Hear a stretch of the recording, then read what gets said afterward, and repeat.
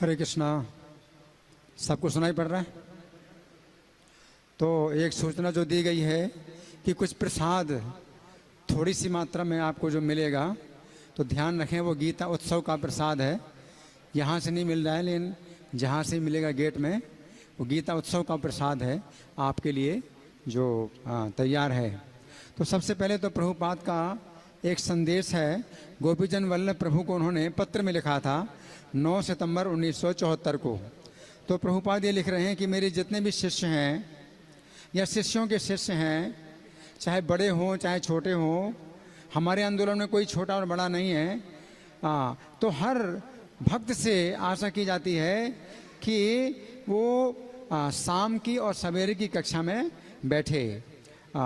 तो प्रभुपाद कहते हैं कि मैं वृंदावन में आनंद लेता हूँ कि मेरे शिष्य किस प्रकार बोलते हैं, इसलिए 2 बार रोज हर भक्त को कक्षा में बैठना चाहिए, सवेरे और शाम को।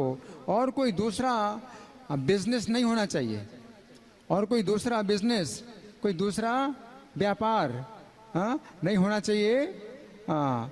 केवल कीर्तन और नृत्य और शुद्धिकरण। तो परमहंस मत बनो कि अब मुझे श्रीमद् भागवतम और भगवद गीता सुनने की आवश्यकता नहीं है। तुम मेरे से बड़े परमहंस मत बनो, अपने गुरु महाराज से बड़े परमहंस मत बनो। मैं जाता हूँ और मैं आनंद लेता हूँ उन प्रवचनों का, कि वे लोग किस प्रकार से मेरे शिष्य लोग प्रवचन करते हैं। तो जिस प्रकार से मैं करता हूँ उसी प्रकार से आपको भी करना है।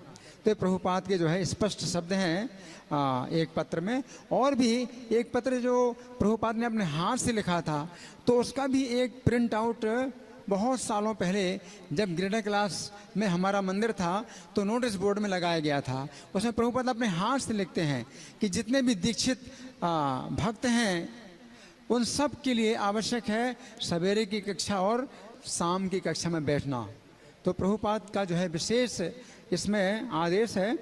तो एक बिंदु तो ये है जो कि मैं आपको बताना चाहता था। दूसरी घटना जो आज के दिन जो हम लोग कर रहे हैं, तो इसमें एक बड़ा आश्चर्य है कि पुरुषोत्तम अधिक मास चल रहा है। ये पुरुषोत्तम अधिक मास बहुत पवित्र है और 3 साल में एक बार आता है। तो पुरुषोत्तम अधिक मास में हर साल गीता क्लास बंद रहता है, पूरा महीना गीता क्लास बंद रहता है। इस साल ये पहली बार है जो गीता क्लास चालू हुआ। और इससे बड़ा आश्चर्य है कि इसी महीने के अंदर ही गीता समाप्ति भी हुई और ये कार्यक्रम हो रहा है। तो पुरुषोत्तम अधिक मास का जो है ये बहुत बड़ा योग बना है। तो सबसे पहले मंदिर जब यहाँ नहीं था तो रेस्टोरेंट की बिल्डिंग में था, गोविंदा रेस्टोरेंट जहाँ पर है वहाँ की बिल्डिंग में था। और उससे पहले मंदिर एक ऐसे स्थान में था जहाँ फूड फॉर लाइफ का भोजन बांटा जाता है। तो वो मंदिर तो टूट चुका है, तो पहले वहाँ मंदिर था। तो उस समय गीता की कक्षा नहीं होती थी। 6:30 बजे अगर जाड़े की समय है तो शाम को 6:30 बजे संध्या आरती होती थी। तो 7 बजे से 8 बजे तक मंदिर खुला रहता था, ना कुछ कीर्तन ना कोई कक्षा, कुछ नहीं होता था। और गर्मी के दिनों में 7 बजे संध्या आरती होती थी, तो 7:30 से 8:30 तक मंदिर ऐसे ही खुला रहता था, ना कोई कक्षा और ना कोई कीर्तन। तो उन दिनों मैं सोचता था कि मुझे क्या करना चाहिए। तो हम लोग जब सोते हैं तो कभी मन अशुद्ध हो जाता है। तो मैंने सोचा कि प्रभुपाद ने बताया है कि अपने मन की रक्षा के लिए, अपने मन को शुद्ध रखने के लिए शाम की कक्षा में हमें बैठना है और सवेरे की कक्षा में बैठना है। तो सवेरे की कक्षा में बैठना है तो अपने मन की रक्षा होती है दिन भर, और शाम की कक्षा में अगर बैठते हैं तो रात भर अपने मन की रक्षा होती है। तो फिर हमने जो है उस समय से फिर गीता का जो है प्रवचन शुरू कर दिया। तो समय मैं अकेले ही प्रवचन देता था। एक भक्त समीर था, तो वो जो है सहयोग देता था कि वो आसन वगैरह लगा देता था। और फिर गीता की श्लोक संख्या को सुरक्षित रखने का कार्य अभी तक तो मैंने ही किया, क्योंकि आगे चल कर के फिर दूसरे भक्त देते थे। तो फिर मैंने जो है डायरी बनाना शुरू किया कि गीता का जो है किस दिन किस तारीख को किस भक्त ने कौन से श्लोक पर प्रवचन दिया। तो वो जो कार्य है वो अभी बहुत सालों से चलता जा रहा है और अब मैं चाहता हूँ कि कुछ और भक्त भी हों जो इसमें कार्य करें।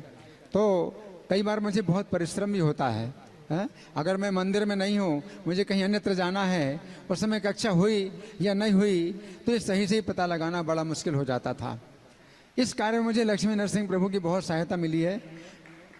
ये जो है मोबाइल से लाइव देख करके मुझे बताते रहे कि किसने क्लास दिया।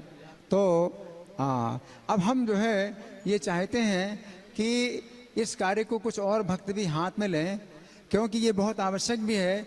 ये सब हमारे मंदिर का इतिहास लिखा जाए कि कौन भक्त ने किस तारीख को गीता पर प्रवचन दिया और कौन से श्लोक पर प्रवचन दिया, क्योंकि आगे चल करके हम नहीं जानते कौन भक्त कितने महान बनेंगे और उनके जीवन चरित्र में कुछ घटनाएं ऐसी आएंगी कि जहां आवश्यकता पड़े कि वो आए, यहाँ इस मंदिर में आए और इस मंदिर में उन्होंने प्रवचन दिया।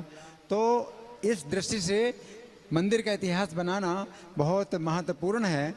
तो मेरी इच्छा है, अभी तो मैं ये कार्य अकेले ही अभी तक करता रहा, लेकिन मेरी इच्छा है कि ये कार्य जो है कुछ भक्त लोग लें या एक टीम बनाएं, जिससे कि मंदिर का जो इतिहास है वो सुरक्षित रहे और किस भक्त ने किस तारीख को यहाँ मंदिर में क्लास दिया। कोई बाहर से भक्त आए हैं, कोई सन्यासी आए हैं, उन्होंने प्रवचन दिया। ये जो भक्त हैं जो बैठे हुए हैं, ये भी पता नहीं कब कितने बड़े भक्त बनेंगे, तो आगे चल के आवश्यकता पड़ेगी इनके भी जीवन चरित्र में ये बातें आए कि भाई इन्होंने इस तारीख को ये प्रवचन दिया। तो हमारी ये जो है एक प्रार्थना है कि कुछ भक्त लोग इस कार्य में जो है सहायता करें। तो यही जो है संदेश है कि भगवद गीता को जो है हम हृदयंगम करें।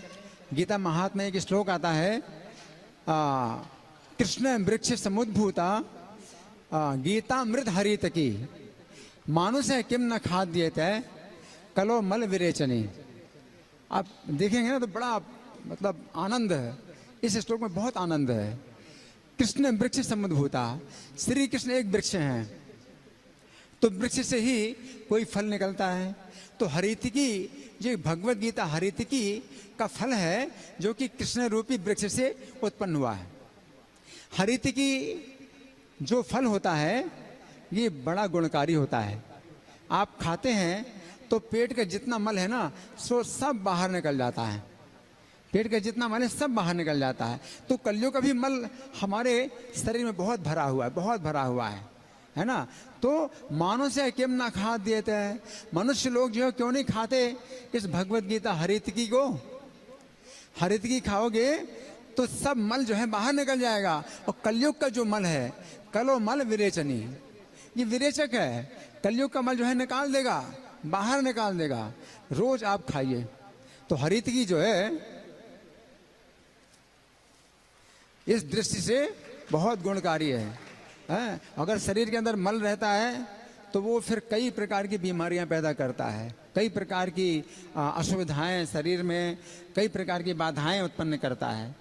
तो जिस प्रकार से हरितिकी हमेशा आप खाएं और हमेशा आपका जो है मल निकलता रहे शरीर से और आप स्वच्छ रहें, स्वस्थ रहें, उसी प्रकार से भगवद गीता को रोज हमें सुनना चाहिए। धन्यवाद। ग्रंथराज श्रीमद् भगवद गीता की जय, श्रील प्रभुपाद की जय हो।